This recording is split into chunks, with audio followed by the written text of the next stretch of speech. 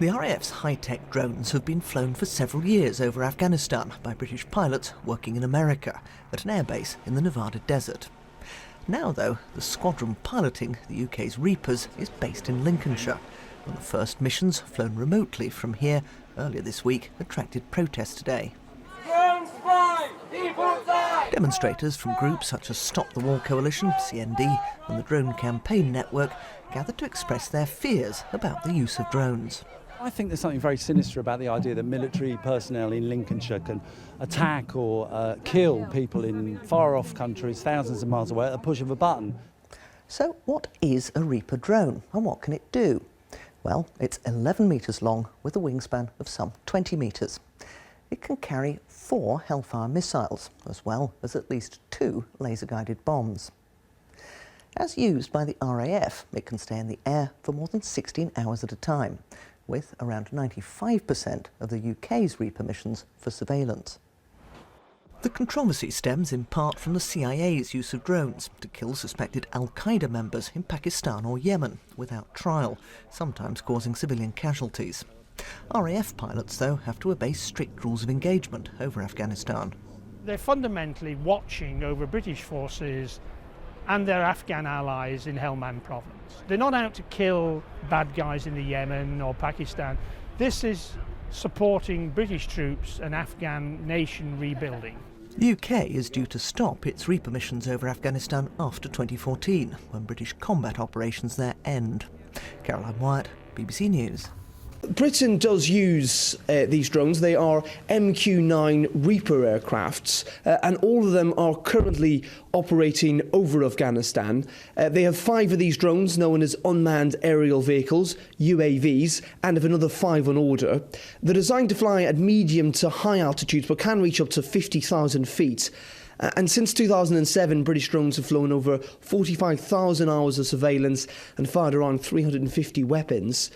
And although they're used primarily for intelligence gathering, they can also carry up to 2 500-pound laser-guided bombs and 4 Hellfire missiles. Rural Lincolnshire is an unlikely place to fight a war, but then that's the point. Afghanistan is 3,500 miles away, but as of this week, staff here at RAF Waddington have started to control the unmanned aircraft that take off and land in Kandahar. It hasn't gone unnoticed. A coalition of anti-war campaigners made sure of that. We've come because we don't feel that our government should be killing people thousands of miles away without trial, without conviction. It is a very, very wicked thing to do. We must not condone it, and a lot of our people do not know that we're doing this, in fact. They encourage governments to use weapons to kill people in other lands without taking any responsibility because they feel it doesn't put their troops at risk. The RAF has 5 Reaper aircraft. All of them currently operate over Afghanistan, and another 5 will be delivered this summer. They're designed to fly at medium to high altitudes, but can reach up to 50,000 feet. Since 2007, British drones have flown over 45,000 hours and have fired around 350 weapons.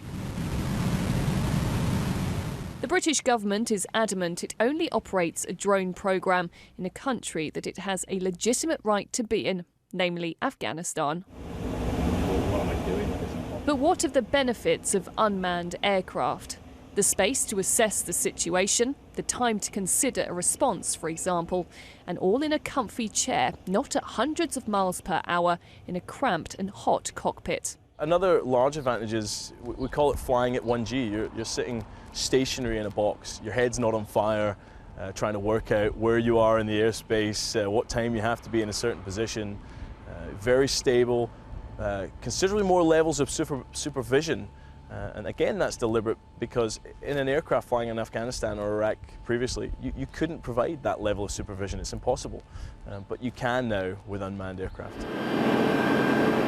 The MOD insists the drones are operated under the same rules of engagement as manned aircraft and that everything possible is done to avoid civilian casualties. Here in Lincolnshire, they're unlikely to ever see the unmanned aircraft, but while the drone operators call this base home, the protesters will keep up their campaign. Rhiannon Mills, Sky News.